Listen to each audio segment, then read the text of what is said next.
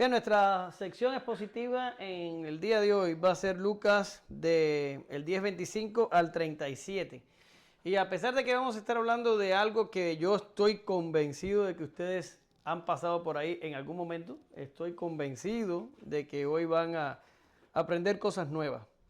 De hecho, si se dan cuenta, no le puse el título Jesús enseña la parábola del buen samaritano, porque hay algo implícito en esa frase. La palabra del buen samaritano implica que hay samaritanos que no son buenos.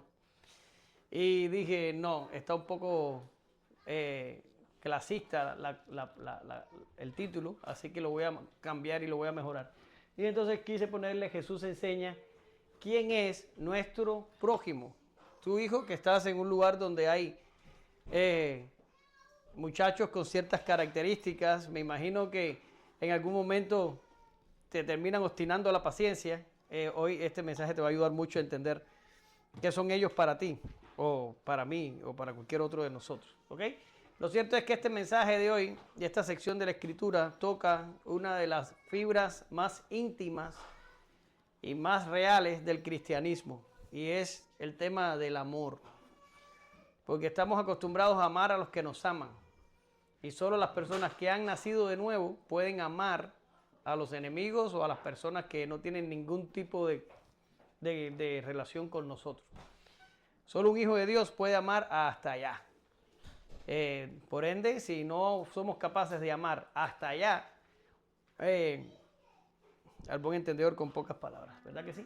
Bien, vamos a leer Romanos 13 del 8 al 10, dice así: no debáis a nadie nada, sino el amaros unos a otros, porque el que ama al prójimo ha cumplido la ley. Porque no adulterarás, no matarás, no hurtarás, no dirás falso testimonio, no codiciarás, y cualquier otro mandamiento en esta sentencia se resume: amarás a tu prójimo como a ti mismo. El amor no hace mal al prójimo, así que el cumplimiento de la ley es el amor. En nuestra última sección comentamos sobre el regreso de los 70. Fue una lección contundente donde aprendimos que nuestra inagotable fuente de gozo es saber que, ¿alguien se acuerda? Es saber que nuestro nombre está escrito en los cielos. Gracias, Alex. Ya casi estaba a punto de empezar a pelear. Hoy Jesús será maliciosamente abordado por un escriba que pretende estar interesado en heredar la vida eterna.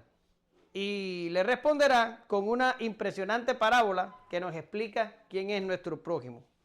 Lo central de esta clase está en la definición de prójimo que Jesús le da al escriba. Algo que resultaría inalcanzable para este. Básicamente, Jesús lo que le dio a este hombre fue una sentencia de muerte, que difícilmente alcanzaría a entender el argumento del maestro. Pero definitivamente es una máxima para aquellos objetos de la misericordia divina, o sea nosotros, a los cuales el Espíritu los impele a amar a otros y seguir así el ejemplo del Señor, que por su gran amor se humilló a descender a la polvorienta cuneta donde yacíamos casi muertos. ¿Ya? En la mañana de hoy vamos a ver 2 puntos. No creo que la clase va a estar larga ni complicada. Hasta me gustó después que la terminé. Vamos a ver 2 puntos. Cómo heredar la vida eterna del 25 al 29. Y en segundo encabezado sería Jesús enseña quién es nuestro prójimo del 30 al 37. ¿Ok? Bien. Ayale. ¿Y el micrófono?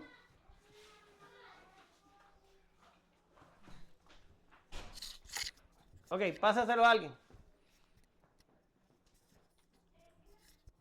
Para que tú leas la segunda parte que yo sé que te va a gustar más. Ok, bien. Abraham, por favor, ¿me ayudas? Dice, he aquí, un intérprete de la ley se levantó y dijo, para probarle, maestro, ¿haciendo qué cosa heredaré la vida eterna?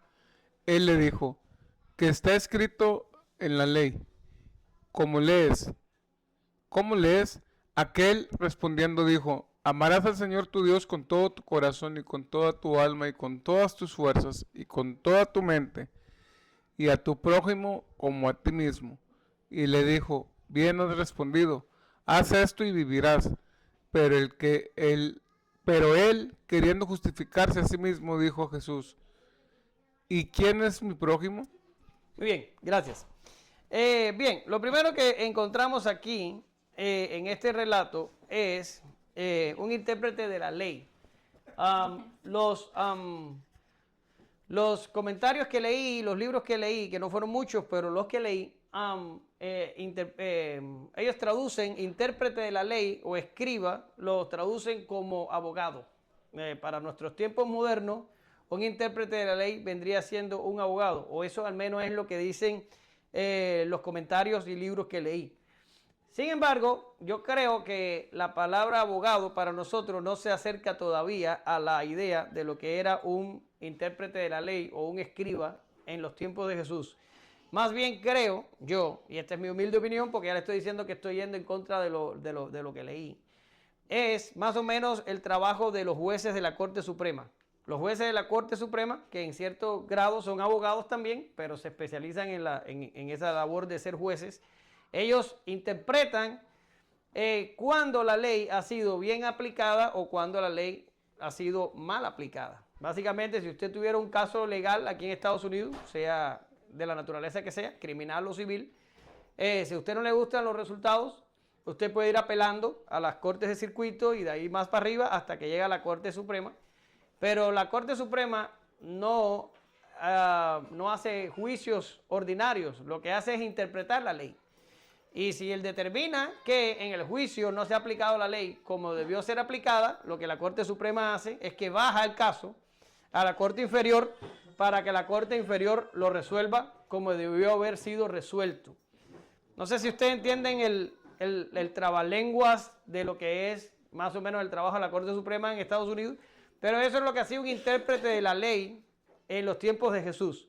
Era un conocedor de lo que estaba escrito. Era una persona que en una disputa o en cualquier situación que se diera, si era necesario pedir la opinión experta de lo que estaba escrito y cómo interpretarlo, para eso estaban esta gente que decían, bueno, pues lo escrito es esto y así es como debe ser hecho. Y entonces les tocaba a las partes asumir la interpretación que daba el escriba. Esto básicamente es lo que era un intérprete de la ley, ¿ya? Y este tipo de sabiondo o experto en las escrituras del Antiguo Testamento, o más básicamente de la Torá y esa clase de libro, se le acercó al maestro para preguntarle, ¿ya? Y es bien curioso porque Lucas dice que se levantó y le preguntó. Y yo digo, bueno, pues esto aquí es un detalle que la persona le puede pasar por arriba leyendo, pero aquí lo que está pasando es que se está respetando la forma en el que se desarrollaban este tipo de conversaciones en los tiempos de Jesús. ¿Cómo eran? Bueno, yo digo, ¿y por qué no nos quedamos así? Debíamos habernos quedado así. Los maestros predicaban o enseñaban sentados y los discípulos estaban parados todo el tiempo que duraba la disertación. Hoy en día la cosa se fastidió y aquí estoy yo parado frente a ustedes y ustedes están de ahí de lo más cómodo. Algunos hasta se duermen. Y yo aquí mirándolos diciendo, en serio, yo debería estar sentado y ustedes parados. Pero por alguna causa y gracias a la cultura que evoluciona, ustedes ahora están cómodos y yo estoy incómodo. Pero en los tiempos de Jesús, este hombre para poder preguntarle a otro maestro, él se para y al pararse está diciendo, ahora me estoy poniendo yo en la condición de ¿qué? De estudiante. Me hago estudiante para preguntarte lo que te voy a preguntar y reconozco que vas a hablar como maestro y yo voy a aceptar lo que me vas a decir. Básicamente es esto lo que está pasando aquí. Él se levanta para ponerse en pie delante de Jesús para que Jesús pueda responderle como maestro que Jesús es. ¿Ya está? Ahora, Lucas nos escribe que este hombre no venía con una buena intención. Este hombre se acercó a Jesús, ¿para qué? Para probarle, lo puso a prueba, le tendió una trampa. Muy parecidas a otras que ya el Señor había tenido que pasar y pasaría, como por ejemplo, ¿se acuerdan de aquella famosa pregunta de ¿es lícito dar tributo a César? Eso fue una trampa que estaba provocando crear un conflicto que llamara la atención de las autoridades y crearle un problema a Jesús. O cuando se le preguntó acerca del divorcio, también fue una trampa para que Jesús adoptara una posición que les creara problemas políticos en la región donde estaba predicando. ¿Ya? Quiere decir, este tipo de zancadillas, ¿entienden esa palabra? Era muy frecuente que vinieran las personas con mala intención a hacer este tipo de cosas. Y este hombre vino para preguntar a Jesús, no para aprender, no para madurar, no para crecer, no para perfeccionar lo aprendido, sino para una intención maligna detrás de la pregunta. Sus intenciones no eran adecuadas. Este hombre no quiere la luz, ni busca verdad alguna. Es un acto de profundo desprecio por la oportunidad de verdaderamente aprender del verdadero maestro. Él pregunta para probarle. Y en este caso, Lucas conecta este evento con lo que vimos nosotros la clase pasada. Y usted va a decir, bueno, ¿y ahora a qué se estará refiriendo? Bien, me estoy refiriendo a cuando Jesús levantó las manos al cielo y dijo, te alabo, Padre. ¿Se acuerdan? Porque usted escondió estas cosas de los sabios, de los entendidos, y la reveló ¿a quién? ¿A quién? ¿Clase pasada? A los niños. Ya está, y estuvimos hablando muchísimo de eso. Y yo le dije a ustedes que Dios soberanamente y porque Él quiso, Él decidió revelarse a los ignorantes, a los que no conocían, a los que tenían poca información, y ocultó la revelación de los sabios y de los entendidos. Y estuvimos hablando sobre esto. Y en este momento, al Lucas decir que este hombre se había acercado a Jesús para probarle, Lucas lo está identificando. Lo está identificando en el grupo de ¿quién? De los sabios y de los entendidos, el intérprete de la ley. Y se está acercando a Jesús no para alcanzar la salvación, como en algún momento llegó Nicodemo, no, se estaba acercando para probarle. Por tanto, era una persona en el que encajaba en el grupo de los que Dios le había negado la revelación. Y por eso usted va a ver cómo Jesús le da respuestas tan contundentes, que en mi opinión, Jesús lo que quería era terminar rápidamente la conversación con él. No tenía ninguna intención de provocar un cambio positivo en la vida de este hombre. ¿Ya? Y este hombre es el que se acerca entonces a preguntar. Este es un tipo que no es de los que se encandilan delante de la luz, ¿verdad? Cuando hay mucha luz y usted dice, ay, estoy encandilado, no veo para allá por la luz. No, este es un hombre que tú lo puedes parar delante del sol, de la estrella, y no ve luz alguna. El tipo está totalmente ciego. Y así se va a quedar. Él no va a mejorar su situación. Ya está. Si por alguna causa, porque a mí me pasa a menudo, usted tropieza con este tipo de gente, con esta gente que lo que está es tratando de agarrarte en algo, o de preguntarte una cosa incisiva para después burlarse o cualquier cosa, no le dé tiempo a ese tipo de personas. Ignóralos y sigue tu camino, porque no hay bendición aquí. ¿Ok? Ahora, este hombre se acerca y le dice, y quiero que usted preste atención, y él le dice, maestro, ¿haciendo qué cosa heredaré la vida eterna? O sea, esta pregunta está totalmente fuera de sentido, porque usted no tiene que hacer nada para heredar algo. ¿Lo ve? Usted tiene que ser algo para heredar algo, pero usted no puede hacer nada para heredar algo. No sé si entiende el punto. Por ejemplo, una persona, para no coger a ninguno de nosotros de ejemplo, una persona que tiene un padre rico, bueno, de todas maneras no íbamos a poder coger a nadie de ejemplo. Una persona que tiene un padre rico, el padre se muere y esa persona hereda los bienes del padre. ¿Por qué? Porque es hijo. Entonces no es una razón de hacer, es una razón de ser. No sé si ve el punto. Pero si tú eres un no hijo de un rico, que el rico se muera o que el rico no se muera, para ti no tiene ningún valor, porque se muera o no, tú no vas a recibir la herencia porque tú no eres hijo. Y no puedes hacer nada, a no ser que lo convenzas para entrar en un proceso de adopción. Pero básicamente hablando, lo que no se trabaja para heredar algo. Ese es el punto. Y este hombre hace una pregunta rara. Pero Jesús agarra la onda y Jesús sabe por dónde las intenciones de va. Y él no pierde el tiempo en reformular la pregunta o en decirle, lo que me estás preguntando no tiene ningún sentido. El Señor simplemente le responde, pero el Señor le responde de una manera muy interesante. Y es una manera que hoy en día usan mucho los políticos cuando quieren engañar a alguien o salir del susto de la pregunta. Aunque Jesús, la intención que tenía, como le estoy diciendo desde el principio, era terminar la conversación con lo más pronto posible. Jesús le responde a este hombre su pregunta, ¿con qué?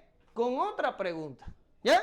Es decir, que haciendo qué cosa heredaré la vida eterna. Y este hombre, y Jesús le dice, ¿qué es lo que está en la Escritura? ¿Cómo lees? ¿Ya está? Ahora, el Señor le responde pasándole la pelota al bando de él. Se supone que debió saber, se supone que es un intérprete de la ley. Él tiene la respuesta, porque viene a preguntarle a Jesús algo que ya él sabe la respuesta. ¿Qué hace Jesús? Pues Jesús le responde con otra pregunta.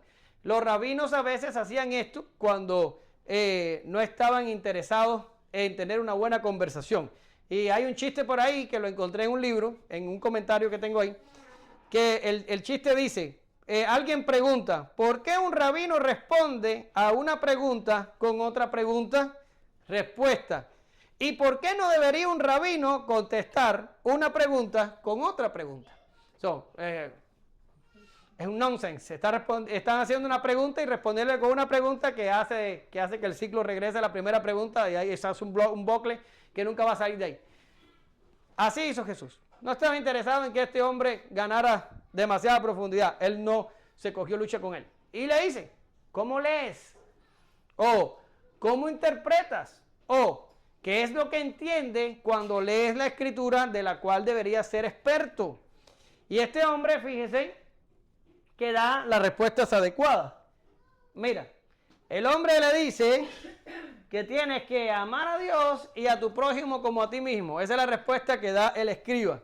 Fue una respuesta correcta. Él hizo una combinación de Deuteronomios 6:5, que míralo aquí, que dice, y amarás a Jehová tu Dios de todo tu corazón y de toda tu alma y con todas tus fuerzas. Y abajo, cuando habla del prójimo, Levítico 19:18, que dice, no te vengarás ni guardarás rencor a los hijos de tu pueblo, sino amarás a tu prójimo como a ti mismo, yo Jehová. Quiere decir, este hombre, conocedor de la ley, agarró dos textos del Pentateuco, los combinó y le dio a Jesús la respuesta correcta. De hecho, en otras secciones de la Escritura, el propio Jesús responde esta pregunta de esta manera. Ama al Señor tu Dios con toda tu mente, con toda tu corazón, con toda tu fuerza y a tu prójimo como a ti mismo.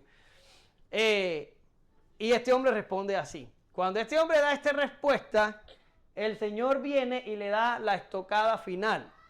Y le dice el Señor, bien has dicho, haz esto y vivirás. ¿Ya? Yo digo que fue una respuesta cruel. El Señor sabe que el escriba no puede hacer esto. Usted lo leía hoy en los cánones de Dor, que estaba diciendo que el hombre, cuando por la insinuación de Satanás y a causa de la libre voluntad que tenía, él decidió no obedecer a Dios, él perdió todos los dones, toda la santidad y todas las buenas cosas con las que fue creado. Y ahora el hombre queda en un estado delante de la ley en la que no quiere sujetarse a la ley y tampoco puede. ¿Lo ven? Quiere decir, el Señor sabía que decirle a este escriba, haz esto y vivirás, era decir, yo sé que no vas a poder hacerlo y morirás. Lo estaba mandando a hacer algo que no podía hacer esta persona por sí mismo. La vida nunca sería de él. Este hombre era parte de los sabios y entendidos que están fuera de la revelación. No son objeto de la misericordia divina. Estos hombres habían hecho un muro de contención para resistir a la verdad, para no entender la Escritura. Incluso en cuestiones donde un poco de honestidad hubiera sido suficiente, ellos fallan en la arrogancia pensando de que pueden haber o ya habían logrado el esto de Jesús. ¿Qué quiero decir? Y esta gente estaban tan ciegos que pensaban que sí podían hacer esto y sí podían ganar la vida eterna por medio de sus propios esfuerzos. Quiere decir, ellos no eran ni honestos consigo mismos, porque vaya, puede ser que yo pueda tratar en mi deshonestidad y mi engaño, aparentar algo para los demás. Pero a la larga todos en algún momento nos vamos a ver en soledad y nos vamos a quedar solos y nos vamos a preguntar, ven acá, ¿yo soy un farsante o yo soy de verdad? ¿Es verdad que puedo o es verdad que no puedo? Y a la larga te vas a dar cuenta, tú y todos nosotros, te vas a dar cuenta que somos farsantes, que somos pecadores y que no podemos. Ese es el principio de alguien que está listo para aceptar la gracia de Dios. No podemos. No somos buenos. No somos lo suficientemente dotados para cumplir el esto de Jesús. Haz esto y vivirás. ¿En serio?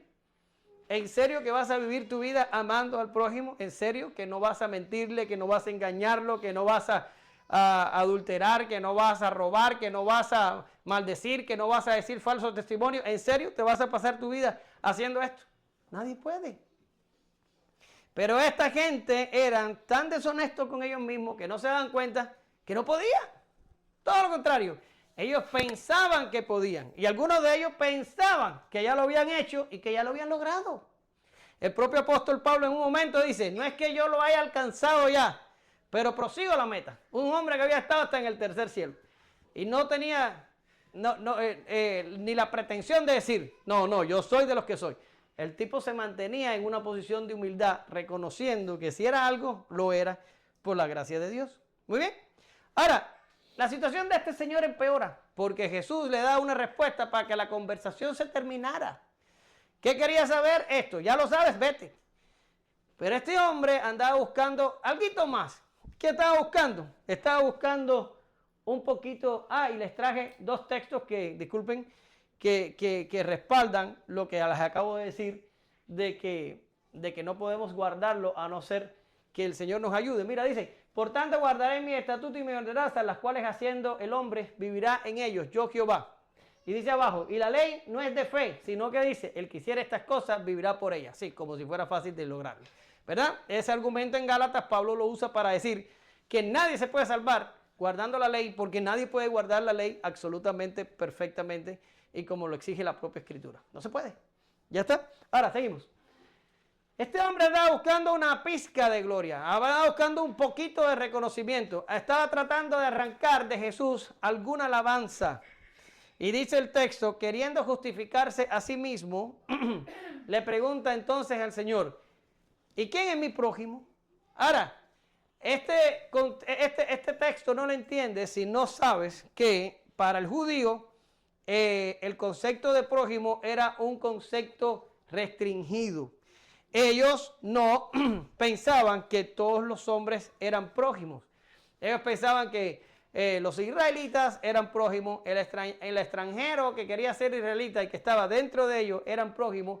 Pero, por ejemplo, las personas que ellos consideraban enemigos, estos no eran prójimos. Las personas que ellos consideraban impíos y apóstatas y enemigos de Dios, tampoco eran prójimos. Y había una serie determinada de personas que tampoco cumplían la condición de prójimo. Para ellos cumplir la ley de amar al prójimo era bastante fácil porque básicamente se suscribía a amar a los que te aman, amar a los que te son semejantes. Es muy fácil amar lo que se parece a ti, ¿ya? Pero qué difícil es estar en un ambiente donde no tienen tu cultura, no saben quién tú eres, hacen cosas que tú repruebas y de todas maneras tendrías que amarlos a ellos. Ahí es donde la cosa se pone difícil. Pero para los judíos, amar al prójimo era pan comido, porque era básicamente amar a lo que se parecía a ellos, amar a los semejantes, amar a lo que podría responderle para atrás el amor que ellos dispensaban.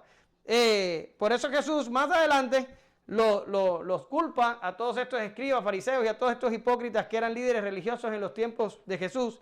Jesús los acusa y les dice, entonces les dijo, vosotros sois los que os justificáis a vosotros mismos delante de los hombres. Ahora mira, mas Dios conoce vuestros corazones, porque lo que los hombres tienen por sublime delante de Dios es, ¿qué cosa? Abominación.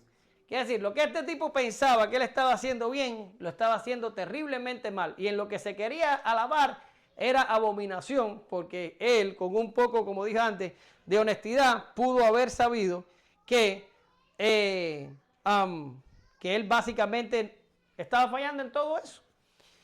Y entonces Jesús Él le pregunta a Jesús, ¿quién es mi prójimo? Ahora, vamos a ver un texto del Antiguo Testamento que prueba lo que les estoy diciendo de que el concepto de prójimo para el judío era restrictivo. Mira lo que dice. No aborrecerás a tu hermano en tu corazón, razonarás con tu prójimo para que no participes de su pecado. No te vengarás ni guardarás rencor a los hijos de tu pueblo, sino amarás a tu prójimo como a ti mismo. ¿Cuál es la moraleja del caso? Que los hijos de mi pueblo son mi prójimo. ¿Ya está? Pero si eso no es suficiente, te traje un texto de la Sirácida en el 12 del 1 al 7 y usted va a decir, Sirácida, ¿quién es ese? Bien, eso es un apócrifo del Antiguo Testamento, como mismo hay libros apócrifos del Nuevo Testamento, los hay del Antiguo Testamento. Y Sirácida o Eclesiástico es uno de ellos. Y el Eclesiástico era un libro muy usado en los tiempos de Jesús y también fue usado por los padres de la iglesia. Ya le estoy diciendo, es apócrifo, pero históricamente y culturalmente lo podemos usar para entender qué es lo que estaba pasando en la cultura de Israel y qué pensaban al respecto de algo. Apócrifo significa, esa es la pregunta, ¿verdad? Que no es inspirado, que no está incluido en el canon bíblico. ¿Ya está? Ahora, miren lo que dice la Sirácida o el Eclesiástico 12 del 1 al 7. Míralo ahí. Y mira si esto no te suena a la cosa más hipócrita que tú hayas leído en tu vida. Mira lo que dice. Y esto es un escrito judío de los tiempos de Jesús o de antes. Era de antes, pero te digo que se leía muy bien en los tiempos de Jesús y las personas le prestaban mucha atención. Dice, si hace bien, entérate a quién lo haces y te agradecerán tus beneficios. Haz bien al piadoso y encontrarás recompensa. Si no de él, al menos del Altísimo. No hay prosperidad para quien persevera en el mal y no practica la compasión. Ahora viene, da al piadoso y no asistas al pecador. Haz bien al humilde y no des al impío. Niégale el pan y no se lo des para que no te oprima con él, porque encontrarás el doble de males o todos los bienes que le has hecho. Porque también el Altísimo odia a los pecadores y se venga de los impíos. Da al bueno y no apoyes al pecador. ¿En serio? Así decía el libro de sabiduría judía del siglo I. ¿Ya está? Ahora, repito, amar al prójimo desde el concepto judío no era difícil, porque ellos se amaban entre ellos. Y el resto del mundo era pecador e impío. El resto del mundo era enemigo de Dios. El resto del mundo, ellos eran capaces de dejarlos morir. Esa era la manera de pensar. Y en este sentido, el escriba dijo, ya lo tengo logrado. ¿Y quién es mi prójimo, Jesús? Dime quién es, para cuando tú me lo digas, yo te voy a decir aquello que diría también el joven rico. Todo eso lo he guardado desde mi juventud. ¿Ya? Pero el Señor parece que se termina interesando en la conversación y dice, le voy a dar una respuesta a para que ya no vuelva a intentar lo del prójimo. Y el Señor entonces responde con lo siguiente. Éyele, dale.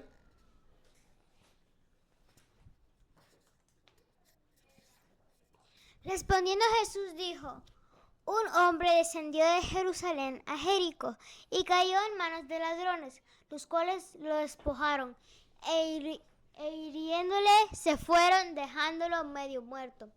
Aconteció que descendía un sacerdote por aquel camino y viéndolo paso de largo, asimismo un levita, llegándose cerca de aquel lugar, viéndolo pasó de largo. Pero un samaritano que iba de camino vino cerca de él y viéndole fue movido a misericordia y acercándose vendó sus heridas echándole aceite y vino y poniéndole a su cabalgadura lo llevó al mesón y cuidó de él. Otro día al partir sacó 2 denarios y le dio al mesonero y le dijo, cuídamele y todo lo que gastes de más yo te lo pagaré cuando regrese. ¿Quién pues de esos 3 te parece que fue el prójimo del que cayó en manos de los ladrones? Él dijo, el que usó de misericordia con él. Entonces Jesús le dijo, ve y haz tú lo mismo. Muy bien, gracias. Impresionante. Impresionante. Primero, un hombre descendía. Todo comienza con un hombre probablemente judío, descendiendo de dónde? De Jerusalén a Jericó. Ya de esta parte de la geografía hemos hablado en otros momentos. El hombre está descendiendo a Jericó. Entre Jericó y Jerusalén hay como unas 19 millas, a más o menos unos 30 kilómetros. Lo difícil de esta zona es que es una zona que Jerusalén está alta y Jerusalén está como unos 700 metros sobre el nivel del mar y Jericó por debajo como unos 300. Quiere decir que básicamente estamos hablando de que hay 1000 metros de altitud diferente entre una ciudad y la otra. La gente bajaba de Jerusalén y por 30 kilómetros caminaba bajando de la altitud hasta que llegaba a Jericó. Era un terreno desértico, pedregoso y que se prestaba mucho para que bandas de ladrones asaltaran a las personas que por ahí caminaban. Básicamente esto era la realidad de Israel y no de esos tiempos, ya desde los tiempos de Oseas.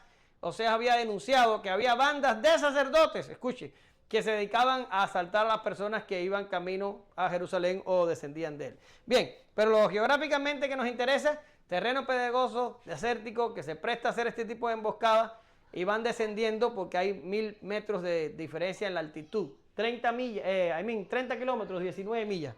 Y dice que cayó en manos de ladrones, dice Jesús. Este hombre cayó en manos de ladrones. Es impresionante ver cómo Jesús estaba actualizado acerca de que la ruta entre Jerusalén y Jericó era una ruta donde los ladrones asaltaban a las personas. Quiere decir, no estaba como el avestruz que mete su cabeza en la tierra y no ve lo que está pasando a su alrededor. No, Jesús estaba actualizado. Él sabía lo que pasaba alrededor.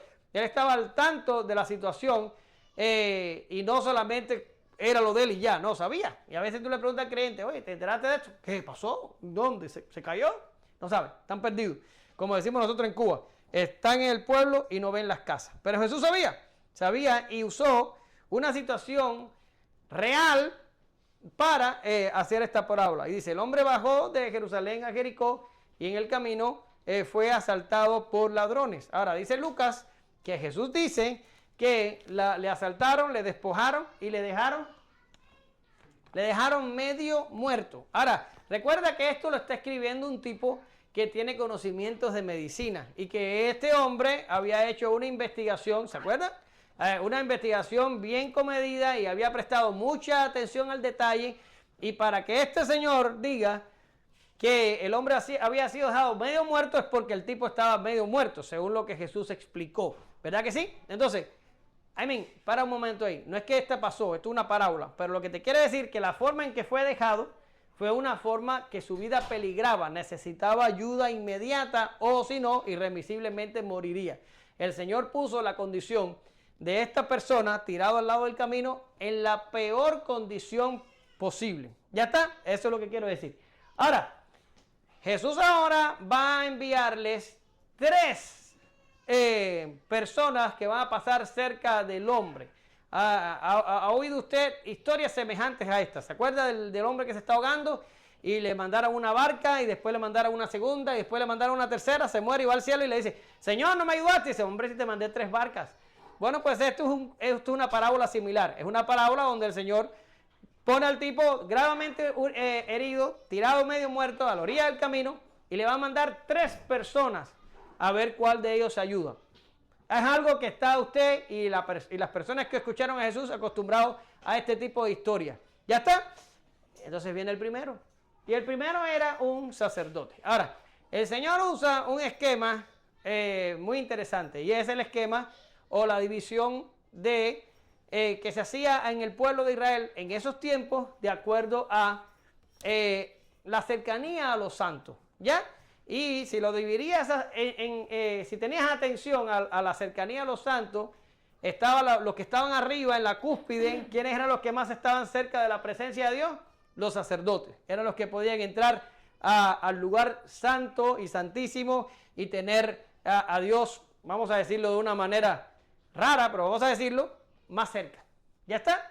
Después de esto, de la línea de los sacerdotes, vienen en el top de la pirámide que estamos hablando. Entonces estaban, ¿quién? Estaban los levitas. ¿Que quiénes eran los levitas? Bien, los levitas eran los que servían a los sacerdotes y los que tenían otras actividades, ¿dónde? En el templo. ¿Ya está? Entonces estos serían los que estarían en una posición intermedia, en lo alto de la cúspide, los sacerdotes. Después, los levitas que servían el templo y servían a los sacerdotes. Y de los levitas para abajo, ¿quién estaría? La base de la pirámide, todas las demás personas, todos los demás israelitas, todos los demás que no habían sido bendecidos para tener este tipo de acercamiento a Dios. Por tanto, según lo que estamos viendo, 3 tipos de personas: sacerdotes, top; levitas, en el medio; y el resto de la gente en la basecita. Y Jesús empieza entonces con el sacerdote. Ahora, otra cosita que quiero decirles es que Jericó era la segunda ciudad más importante de Judea, y era residencia de muchos sacerdotes y levitas que servían en el templo. Esta gente iban, hacían su servicio en el templo, y cuando el servicio se terminaba, ellos bajaban. Ahora, ¿qué está pasando aquí? Está pasando que este hombre posiblemente había salido de su servicio en el templo, había terminado y se estaba dirigiendo a su casa a estar con su familia. Y cuando viene por el camino, ve a este hombre que había sido herido y dejado medio muerto, lo ve allí junto al camino. ¿Y qué dice el Señor? Que este hombre pasó como si nada. Ahora, si yo te lo quiero poner bien moderno, vamos a suponer que usted está aquí en la iglesia, donde supuestamente hablamos de este tipo de cosas, y usted sale allí, cuando se va a montar en su carro, hay uno tirado ahí, en el parqueadero ahí de la escuela, donde usted parquea, hay uno tirado ahí, y usted dice: mira, este pecador seguro que está, ¿cómo se dice? Con una overdose, ahí, bien. Y usted se monta su auto y se va, la persona muere ahí. Y la pregunta es: ¿qué trabajo te daba agarrar el teléfono y llamar 911? Estás saliendo de la iglesia, se supone que es cuando más cerca estás de Dios y de los mandamientos y de hablar de los santos y de hablar de lo que agrada a Dios. Pero tú lo ignoras ahí en el parqueadero, ahí la persona muere. Eso es lo mismo que está pasando al sacerdote. Acababa de servir a Dios, acababa de entrar a la presencia de Dios, acababa de hacer su trabajo más sublime en esta tierra, acababa de hacer su ministerio con lo que es Dios y el servicio a Dios, y bajó y no tuvo misericordia de aquel que estaba tirado al lado del camino. ¿Ya está? Esa es lo que en la situación que está el sacerdote. Pero te lo voy a empeorar. Te lo voy a empeorar porque la ley decía que él no podía hacer eso. La ley decía que si lo veía ahí tirado, tenía que asistirle. Mira aquí. Dice: no andarás chismeando entre tu pueblo. ¿Y qué viene después? No atentarás contra la vida de tu prójimo, yo Jehová. Y si tu prójimo está tirado en la carretera muriéndose, y tú pasas y lo ignoras, tú no habrás sido el que lo habrás puesto en esa condición, pero tú eres el que terminas exponiéndolo al peligro de muerte porque no lo asistes. Pero si en caso de que este texto no te ayude a entenderlo todavía, te lo traje en la Nueva Traducción Viviente, el mismo texto, Levítico 19:16, para que entiendas lo que te estoy diciendo. No disemines chismes difamatorios entre tu pueblo. Ahora bien lo importante: no te quedes con los brazos cruzados cuando la vida de tu prójimo corre peligro. Eso lo sabía el sacerdote. Mejor que nadie, él sabía que él tenía que asistir al hombre que estaba allí. Y por alguna causa no lo hizo, ignoró lo escrito, siguió de largo. ¿Ya está? Pero vamos a bajar un escalón en nuestra pirámide y vamos a ver cómo le va al hombre que estaba medio muerto con el levita. Vamos a ver cómo le va con el levita. Bueno, con el levita le fue exactamente igual como le fue con el sacerdote. Y el levita, no voy a profundizar aquí, es lo mismo. El sacerdote había terminado su servicio en el templo, se dirigía a su casa, y todo lo que se aplica al sacerdote se le aplica al levita, excepto que el estrato social baja a la parte intermedia. El levita pasó y lo ignoró de la misma manera, no se agarró lucha, ignoró lo escrito, que era que tenía que prestarle auxilio, y siguió su camino a casa. ¿Ya está? Pero ahora tienen que pensar, porque eso es lo que significa estudiar la Biblia, predicar la Biblia expositivamente. Tienen que ponerse en los zapatos de los judíos que estaban oyendo la historia de Jesús. ¿Ya? estaba diciendo, bueno, pues pasó el sacerdote y pasó esto así, asado, asado. Y después vino el levita y el levita hizo exactamente igual que el sacerdote. Pero usted está sentado oyendo a Jesús hacer la historia y ¿qué es lo que hace su mente? Su mente dice, pues bien, ya sé cuál es el final. Va a venir un judío, va a ver a la persona medio muerta, va a salvarlo, va a ayudarlo y un judío va a ser el héroe de la historia. ¿Y por qué pensaría así un coetáneo de Jesús? Porque era lo que seguía en la pirámide. Se dividía sacerdote, levita y la gente y el resto de la gente. Y en el resto de la gente, ¿qué es lo que habían? Israelitas. Pues ya usted podía predecir. Es como cuando usted está viendo una película y usted sabe que van a matar a la persona. Y dice, no, a este lo van a matar. Ya, lo van a matar. Ya usted lo predijo. Bueno, así mismo está pasando aquí.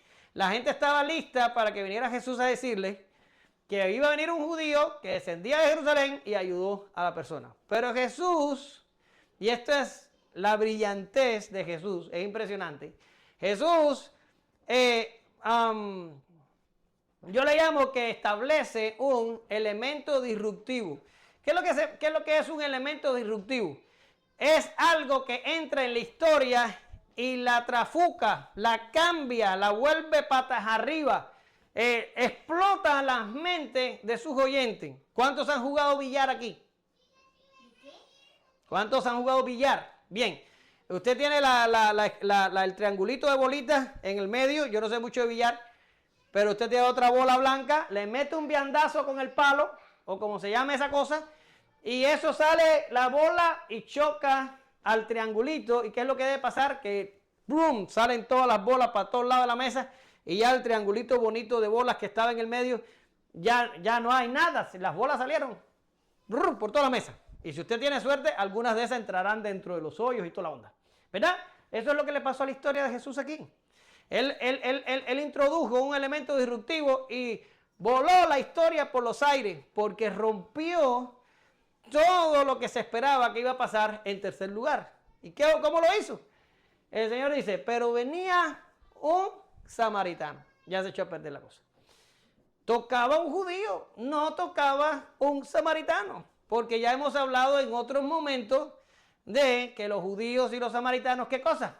Eran enemigos, no se llevaban entre ellos. Y hemos estado hablando en otros momentos sobre el origen de los samaritanos y qué eran los samaritanos y todo eso. Yo no lo voy a volver a decir hoy. Si usted quiere saber, usted váyase a los estudios anteriores ahí al YouTube y ahí va a encontrar explicaciones o simple puede hacer Google en la computadora, leer un libro, lo que sea. Pero lo que nos importa a nosotros para este momento es que lo único que no podía salvar el día, lo único que no podía aparecer en la historia, era ¿qué cosa? Un samaritano. Eso no se espera. Y la gente no se está esperando que Jesús se va a aparecer con un samaritano en la historia. Un enemigo de los israelitas, una persona que era despreciado por los israelitas, no se llevaban entre ellos. ¿Verdad que sí? Y entonces viene Jesús y le dice, ok, pues entonces vino un samaritano. Explotó la historia por los aires. Pero se pone peor. Porque dice, y lo vio y se movió a misericordia. Y fue para allá y lo levantó y le vendó las heridas y puso aceite y puso vino en las heridas. Era una manera de tratar las heridas en esos tiempos. Y lo vendó. Y lo agarró y lo puso en su cabalgadura.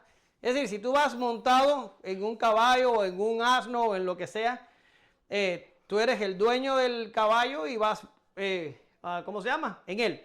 Pero si tú pones a otra persona y te pones tú abajo y llevas el caballo por la rienda o el animal por la rienda y tienes una persona montada arriba, ¿qué posición tú estás adquiriendo ahí? Siervo. La posición de siervo. Muy bien. Sirviente. Y este hombre se bajó de su cabalgadura y puso al enfermo. Lo puso ahí y él condujo el animal hacia el mesón, que el mesón era como algún lugar donde la gente se podía salvaguardar cuando no tenía residencia en ese lugar. Lo asistió por un tiempo, pero por la premura de que tenía que marcharse, le deja dinero al que estaba encargado del mesón, le dijo, cuídamelo y cuando yo regrese, si has usado más dinero, yo te lo devuelvo, pero haz que esta persona se recupere. Ahora, lo que va a pasar de ahora en adelante es que nunca vamos a saber si la persona murió o si se salvó, o si aquel judío que había sido rescatado por aquel samaritano empezó a decir que los samaritanos son buenos y que había que cambiar la actitud por los samaritanos. No sabemos nada. La historia se quedó para siempre ahí. Y es que en realidad a Jesús no le importa dar un final feliz o no de la serie o de la parábola. Al Señor lo que les importa son las implicaciones que tienen que un samaritano haya hecho semejante cosa y peor, que el judío haya dejado que el samaritano lo hiciera. Y de eso vamos a estar hablando los próximos minutos. Mira, el samaritano usó aceite y vino. Eran elementos que usaban los sacerdotes y los levitas para el servicio en el templo. Es más, te digo más. Cuando hacían la circuncisión al 8º día, trataban la herida de la circuncisión con aceite y con vino en el templo. Quiere decir, el mismo conocimiento que tuvo el samaritano para tratar las heridas de la persona herida, la tenía el sacerdote y la tenía el levita. Ellos sabían, no como decir, ay Dios mío, mira este herido, qué malo que yo no sé nada de medicina. No, sí sabían, estaban acostumbrados a usar estos medios y estaban acostumbrados a tratar heridas. Ellos sabían, los dos, el sacerdote y el levita, que fue lo mismo que hizo el samaritano. Al ellos no hacer lo que era requerido por la ley, aún conociendo los medios, demuestra que a veces las personas son útiles y otras son inútiles, incluso usando los mismos medios, incluso teniendo el conocimiento. Ahora, ¿para qué servían en Israel sacerdotes y levitas que sabían cómo usar los medios para servir a Dios, adorar a Dios, hacer sacrificios a Dios, si salían del templo y no podían tener misericordia de alguien que necesitaba ayuda? No servían para nada. Mira lo que dice el texto. Mira, ¿con qué me presentaré ante Jehová y adoraré al Dios Altísimo? ¿Me presentaré ante Él con holocaustos, con becerros de un año? ¿Se agradará Jehová de millares de carneros? Piense en lo que hace un sacerdote y un levita. ¿O de 10,000 arroyos de aceite? ¿Daré mi primogénito por mi rebelión y el fruto de mis entrañas por el pecado de mi alma? Ahora viene lo importante. Oh hombre, Él te ha declarado lo que es bueno. ¿Y qué pide Jehová de ti? Solamente hacer justicia, amar misericordia y humillarte ante tu Dios. Díganme ahora, ¿para qué no servía el sacerdote y el levita? ¿O le servían a la gente de aquellos tiempos? No le servía para nada. Lo que estaban haciendo era un ministerio hueco que no llegaba a las nubes de la atmósfera aquí. Dime tú llegar al cielo a la presencia de Dios. Ya está. Pero la cosa se complica más. Como dice Sugel Michelin, la bendición está en la gramática. Y aquí hay otro cambio que Jesús introduce, que incluso hay algunos que han dicho que fue Lucas el que se equivocó en la narración, cosa que es muy poco probable. Aquí lo que el Señor está haciendo, otro cambio, que es el corazón de esta enseñanza. ¿Y cuál es el cambio? Míralo. El Señor le pregunta al escriba, ¿quién es el prójimo de aquel que quedó herido por los ladrones? Yo no sé si usted lo nota, pero hay un cambio gramatical importante. Vamos a ver si usted se acuerda del español cuando usted pasó por la escuela. La primera pregunta que el escriba hace es, ¿y quién es mi prójimo? Ahora, si usted analiza la posición en que está prójimo ahí, es en una posición de objeto, o es lo que se conoce en español como un complemento directo, es sobre lo que cae la acción del verbo. ¿Ya está? Es un objeto. El escriba está diciendo, yo, desde mi posición de escriba, yo, desde mi posición de judío, ¿quién es el prójimo para mí?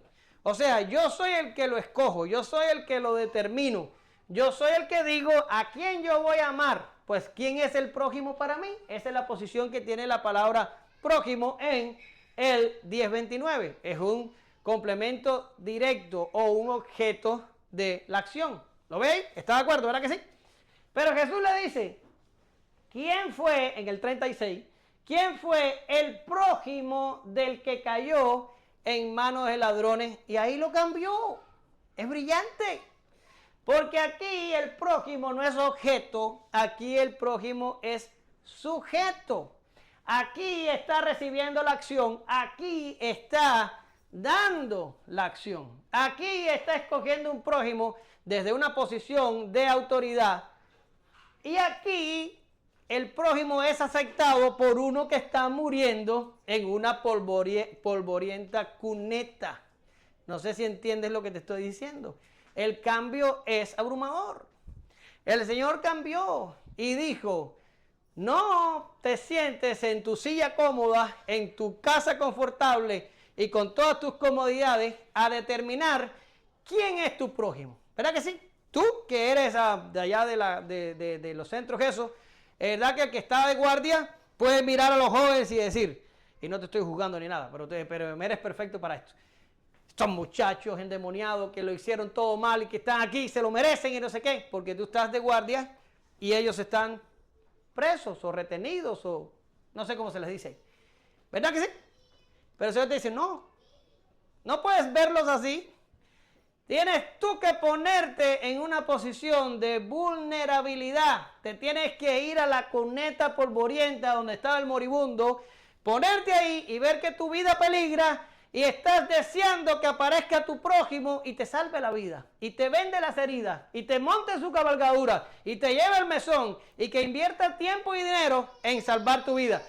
Estás esperando al prójimo. ¿Y qué crees que vas a hacer? ¿Te imaginas que hubiera llegado el samaritano con su vestido de samaritano, con su habladera de samaritano, y con su cabalgadura de samaritano, y el judío le hubiera dicho, no, vete, yo no acepto samaritano? Mentira, no hubiera pasado jamás, porque el que está herido lo que quiere es que el primero que aparezca, sea ruso, sea vietnamita, sea chino, sea cubano, sea venezolano, sea nicaragüense, y tú dices, ¿por qué estás mencionando a esa gente? Porque son las autocracias comunistas del mundo. No te importa quién te viene a ayudar, lo que te importa es que venga alguien y te ayude. Es genial. No debemos escoger nuestro prójimo desde una posición de comodidad. Debemos escoger nuestro prójimo desde una posición de debilidad. Este fue el corazón de la historia de Jesús. Él cambió la gramática de la historia para demostrarte que tú no estás en posición de negociar quién es tu prójimo. ¿Quién es tu prójimo? Tu prójimo es el que te necesita. No puedes hacer distinción. Ahora, el Señor dijo, ve tú y haz lo mismo. Lo mató. Lo mató. Ve tú y haz lo mismo. Y quiero que te notes esto. Mira, date cuenta el transcurso que hace el verbo hacer en el pasaje completo, para que te des cuenta que la ocurrencia es continuada y mantenida. Y yo lo revisé en griego. Es así. Lo único que cambia es el tiempo verbal. Aquí está en auristo, aquí está en auristo, aquí está en presente y aquí está en imperativo. Pero es el mismo verbo en griego. Es hacer, ¿ya? En el verso 25, el tipo pregunta, ¿haciendo qué cosa? Abajo en el 28 Jesús le dice, haz esto y vivirás. Aquí está el verbo hacer. ¿Lo ves? Y abajo el tipo responde, el que hizo misericordia. Ahí de nuevo está el verbo haber. Y acá abajo, entonces Jesús le dice en el 37, ve tú y haz lo mismo. Quiere decir, aquí no estamos hablando de ese sentimentalismo barato de lo que es el amor que nos enseña Hollywood en las películas y lo que nuestra sociedad entiende por amor. Ven el amor como un sentimiento que se inflama y nos hace sentir medio drogados y medio tontos. Y entonces vivimos en esa cosa rara ahí que le dicen amor. No. Para la Biblia este asunto no es una cosa de sentir. Para la Biblia todo este asunto es una cosa ¿de qué? De acción. Es una cosa de hacer lo que tienes que hacer. No es una cosa como, ay, si yo siento, yo ayudo. Si yo siento, yo socorro. Si yo siento, yo participo. No, no. Es una cosa de que hay que hacerlo. No hay que ponernos a estar haciendo deliberaciones innecesarias. Tenemos que hacer lo que tenemos que hacer. ¿Lo ven? Mire. Porque Dios es el que produce en vosotros tanto el querer como el hacer por su buena voluntad. El Señor sabe que aún somos ineficientes a la hora de decir, ok, tengo que hacer, sí, lo voy a hacer. No, lo vas a hacer. Tenemos que orar para que Dios nos ayude a hacer lo que tenemos que hacer, porque incluso somos malos haciendo lo que hacer debemos. Ahora, tenemos que orar a Dios y decir, Señor, ayúdame a hacerlo. Como decía Agustín, y yo estoy casado con él, dame lo que requieres y después pide lo que quieras. Es decir, yo no puedo darte lo que tú quieres, pero si tú me lo das, yo te lo doy. Ya y después de ahí para eso, yo estoy completo. Ya, ahora mira el próximo texto, porque acuérdense que estoy tratando de mantener la conexión entre los sabios y entendidos a los que se les negó la revelación y a los niños a los que les fueron dados los misterios del reino. Y mira lo que dice 1 Corintios 1, del 25 al 27, y tenga en mente que estamos pensando lo que tenemos que hacer con nuestro prójimo. Y dice, porque lo insensato de Dios es más sabio que los hombres, y lo débil de Dios es más fuerte que los hombres. Pues mirad, hermanos, vuestra vocación, que no sois muchos sabios según la carne, ni muchos poderosos, ni muchos nobles, sino que lo necio del mundo escogió Dios para avergonzar a los sabios, y lo débil del mundo escogió Dios para avergonzar ¿a quién? Para avergonzar a los fuertes. Este samaritano avergonzó a toda la cúspide judía, sacerdotes y levitas. Este hombre fue escogido por Dios para hacer lo que tenía que ser hecho. ¿Y quién da la fuerza para hacerlo, la capacidad para hacerlo, el entendimiento para hacerlo, el deseo de hacerlo? Incluso durante la acción te acompaña en el hacerlo. ¿Quién hace todas estas cosas? Dios. Exacto, es Dios el que nos ayuda a hacerlo. Ahora, para terminar con el mensaje, solo quiero tratar dos temitas más con el ve y haz tú lo mismo. Y es que ahí tenemos un elemento soteriológico y después voy a resumir la esencia de la parábola porque sé que estoy hablándoles a mis alumnos de hermenéutica y me imagino que saben cómo interpretar parábolas. Y bueno, yo les voy a decir la esencia de la parábola para que no se hagan bolas con ella. Pero bien, vamos primero con el elemento soteriológico, porque aquí hay una ilustración hermosa de lo que significa la salvación, ¿verdad? Porque había un tipo tirado a la orilla del camino, medio muerto o casi a punto de morir, con heridas, despojado de sus pertenencias, esperando que viniera un prójimo a ayudarle. Y ahora mira lo que te tengo aquí y lo voy a tomar del comentario positivo del Nuevo Testamento que tengo en la computadora. Y oye lo que dice, el comentario expositivo práctico del Nuevo Testamento, así se llama. Y dice aquí el escritor, dice, la gracia llega a aquellos que son las verdaderas víctimas y no tienen otra alternativa que aceptarla. Él es tan necesitado que no puede hacer otra cosa más que aceptarla. Los que son verdaderas víctimas, los verdaderos desheredados, no tienen más opción que rendirse a la misericordia. Se convierte en una parábola de misericordia divina expresada a través de un extranjero. ¿Qué es lo que está diciendo el escritor aquí? El escritor está diciendo que usted no va a recibir misericordia y gracia divina hasta que usted esté consciente que usted es uno tirado, medio muerto, a la orilla del camino, que está fastidiado, herido y pronto va a morir y necesita desesperadamente la ayuda. Esa es la condición en la que usted puede salvarse, pero no antes. Aquí se acercó un escriba y le dijo al Señor con arrogancia, ¿haciendo qué? Puede heredar la vida eterna. Pero este hombre se sentía con la capacidad y se sentía que merecía el ser salvado y heredar la vida eterna. Las personas que piensan esto jamás serán salvos. Van a estar en el infierno y recibirán su castigo por el resto de la eternidad. Para ser salvos tenemos que humillarnos al punto de decir, abre mis ojos, Señor, para que yo vea mi desgracia, para que yo vea cuán muerto, cuán desesperado, cuán herido y cuán abandonado estoy a la orilla del polvoriento camino. Hay gente que piensa que no necesita a Dios. Bueno, esa gente no lo necesita, al infierno van a ir. Solo las personas que desesperadamente necesitan la gracia, la recibirán. Solo las personas que desesperadamente confiesan, no puedo hacerlo, son los que recibirán la ayuda. Solo las personas que se tiran de rodillas y rinden su voluntad y le dicen al Señor, hazlo por mí, esas son las personas sobre las que se cumple el texto, que el Señor le pone el deseo de hacerlo y lo acompaña en hacerlo. Pero el arrogante que dice, yo puedo, nunca recibirá nada del Señor.